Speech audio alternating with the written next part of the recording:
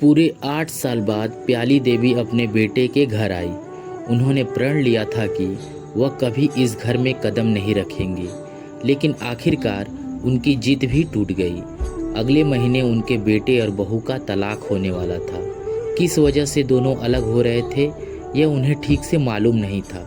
बस किसी के माध्यम से इतना पता चला था कि उनके 5-6 महीने की एक बच्ची है। बहुत इलाज और मन्नतों के बाद वह बच्ची हुई थी, लेकिन आखिर ऐसा क्या हो गया था? प्यार और शौक का नशा इतनी जल्दी उतर गया। छिपकर शादी की और अब छिपकर तलाक लेने जा रहे थे। कमाल है मेरा बेटा, और उसकी बुद्धि भी कमाल की है, प्याली देवी मन ही मन सोच रही थी। बेटे के घर पहुंचते ही उन्होंने समझ लिया कि घर का माहौल बेहद तनावपूर्ण है। छोटी बच्ची बिस्तर पर पड़ी जोर जोर से रो रही थी। उसकी एक टांग कपड़े के टुकड़े से बांधकर रखी गई थी ताकि वह करवट लेते हुए नीचे न गिर जाए। बच्ची की माँ उसे इस तरह सुरक्षित करके वॉशरूम गई थी और गजेन बाहर बरामदे में चुपचाप बैठा था।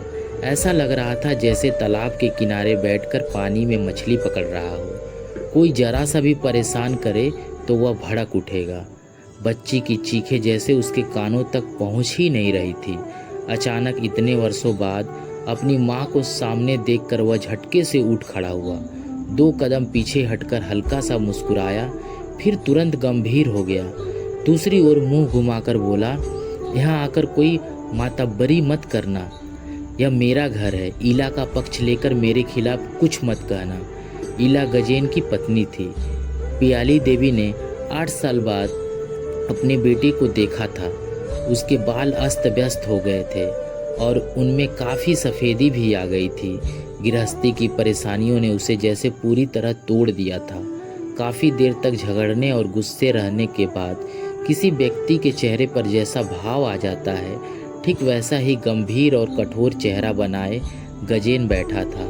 प्याली देवी ने बेटे की बात पर कोई ध्यान नहीं दिया और सीधे बेडरूम में चली गई। उन्होंने बच्चे की बंधी हुई टांग खोली और उसे गोद में उठा लिया। उसकी आंखों से आंसू पोंछे, फिर उसने पैर पर हाथ फेरते हुए बार बार देखने लगी कि कहीं कपड़े के बंधन का निशान तो नहीं पड़ गया। इतने में ईला घबराई हुई वॉशरूम से बाहर आई। उसने अपनी सास को कभी सामने से नहीं देखा था। हालांकि तस्वीरों में उन्हें कई बार देखा था, इसीलिए पहचानने में उसे कोई परेशानी नहीं हुई। ईला बिना कुछ कहे अपनी सास के पास से निकलकर दूसरे कमरे में चली गई। जल्दी से कपड़े बदले और फिर वापस आकर अपनी सास के पास बैठ गई। उनसे प्याली देवी के पैर छूकर प्रणाम किया और बच्ची को गोद में लेने लगी, लेकिन प्याली देवी ने उसे रोक दिया। उन्होंने कहा, तुम्हारा जो काम है पहले उसे पूरा करो। मैं कुछ दिन रहूंगी, मुझे मेरा कमरा दिखा दो।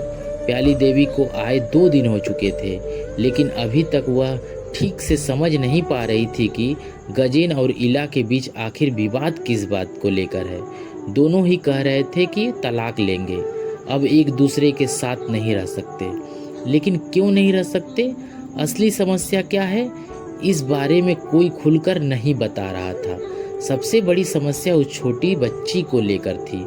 ईला जिद पर अड़ी हुई थी कि तलाक के बाद वह इसी घर में अपनी बेटी के साथ रहेगी और गजेन को यह घर छोड़ना पड़ेगा, क्योंकि उस घर का नाम ईला भवन था और घर ईला के नाम पर रजिस्टर्ड था। आज सुबह सुबह ईला की बच्ची को लेकर डॉक्टर के पास जाना पड़ा। बच्ची को बहुत ज़्यादा सर्दी लग गई थी। लगातार खांसते खांसते उसका दम तक फूल रहा था। घर खाली देखकर प्याली देवी ने बेटे को पकड़ लिया। उन्होंने कहा, हम लोगों को बताए बिना शादी कर ली, रिश्तेदारों और अपने लोगों को छोड़ दिया, अलग घर बसाया और अपनी ज़िंदगी अपने हिसाब से सजा ली। अच्छी नौकरी करता है, किसी चीज़ की कमी भी नहीं है। 2 दिन से देख रही हूँ तेरी पत्नी भी अच्छी है, अच्छे से बात करती है और उसका व्यवहार भी अच्छा है। इतना सुनते ही गजेन फुफकारते हुए बोला, कुछ दिन रहो तब समझोगी। दिन भर सिर्फ बक बक करती रहती है, एक ही बात 50 बार बोलती है। दिमाग में कुछ गड़बड़ है उसका। इतनी ही अच्छी लगती है तो अपने साथ ले जाओ। प्याली देवी बेटे की बात सुनकर हल्का सा मुस्कुराई। कुछ देर चुप रही, फिर गंभीर होकर बोली, मैं भी तो बहुत बोलती हूँ, डांटती हूँ। दुनिया की लगभग हर औरत पुरुष से ज़्यादा बोलती है, यह स्वाभाविक बात है। पुरुष दिन भर में 3-4 हजार शब्द बोलते हैं, जबकि महिलाएं 7-8 हजार शब्द बोलती हैं, लगभग 2 गुना। तो सारी बातें पुरुषों को ही सुननी पड़ती है, तुझे भी सुनना पड़ेगा। और कौन सुनेगा? अगर कोई उनकी बात न सुने, उनकी बातों को महत्व न दे, तो औरतें अंदर से टूटने लगती हैं। तेरे लिए ही इला बिगड़ी है। अगर तू उसकी सारी बातें सुनता, उसकी बातों को महत्व देता, तो शायद आज ऐसी नौबत नहीं आती। माँ की बात सुनकर गजेन जैसे आसमान से गिर पड़ा। बक बक औरतों करेंगी और दोष पुरुषों का होगा। पुरुष को धैर्य रखकर उनकी बातें सुननी होगी। यह कैसी अजीब बात है। वह झुझलाकर बोला, तुम ही सुनो उसकी बातें, मैं नहीं सुन सकता। थोड़ी देर रुककर उसने कहा, और उसने एक और बहुत खराब काम किया है। प्याली देवी अब सतर्क हो गई। उन्होंने ध्यान से बेटे की ओर देखा। उन्होंने हैरानी से पूछा, ऐसा क्या खराब काम किया है उसने, जिसके कारण तू उस बच्ची को भी गोद में नहीं लेता? आखिर उस बच्ची का क्या गलती है? गजेन ने झट से कहा, वह बच्ची मेरी है ही नहीं। प्याली देवी की आंखें फैल गई। गजेन बोला, वह उसकी सहेली की बेटी है। रितमा के मरने के बाद इला उसे यहाँ लेकर आई है। अब कहती है कि वह बच्ची को किसी और को नहीं देगी। सारे कागज पत्र भी तैयार करवा लिए हैं। प्याली देवी ने बड़ी बड़ी आंखों से पूछा, उसकी सहेली की बेटी? हाँ, इसमें इतना हैरान होने वाली क्या बात है? गजेन ने कहा, रितिमा सिंगल मदर थी। कुछ दिन पहले उसकी किडनी खराब होने की वजह से मौत हो गई। तभी कानूनी प्रक्रिया पूरी करके इला इस बच्ची को यहाँ लेकर आई थी। प्याली देवी काफ़ी देर तक बिल्कुल शांत बैठी रही। उनके चेहरे पर कोई भाव नहीं था। धीरे धीरे वह बेटे के पास से उठी और बरामदे में जाकर चुपचाप खड़ी हो गई। लगभग 1 घंटे बाद इला बच्ची को गोद में लेकर लौटी। गर्मी और भाग दौड़ के कारण उसके माथे पर पसीना था। बच्ची उसकी गोद में सो रही थी। प्याली देवी अचानक दौड़कर उसके पास गई और सोई हुई बच्ची को गोद में उठा लिया।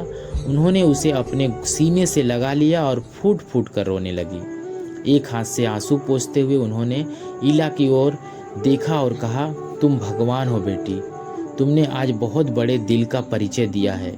फिर उन्होंने कहा, चलो हम यहाँ से वापस चलते हैं।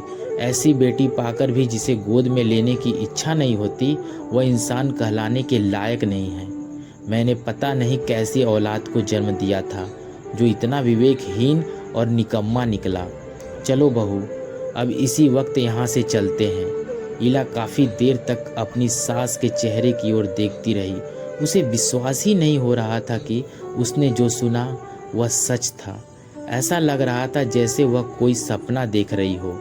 कुछ देर बाद उसने धीरे से कहा, चलिए माँ, मेरा भी अब यहाँ रहने का मन नहीं है। सास और बहू छोटी सी बच्ची को लेकर धीरे धीरे उस घर से निकल गई। रास्ते के मोड़ पर जाते जाते दोनों की परछाइयाँ धीरे धीरे आंखों से ओझल हो गई और ठीक उसी समय गजेन बरामदे में आकर खड़ा हो गया। वह एकटक उसी दिशा में देखता रहा, उस रास्ते की ओर, उस अजनबी रास्ते की ओर जहाँ से उसकी माँ, उसकी पत्नी और वह छोटी सी बच्ची हमेशा के लिए उससे दूर होती जा रही थी। लेखक बाबूराम मंडल।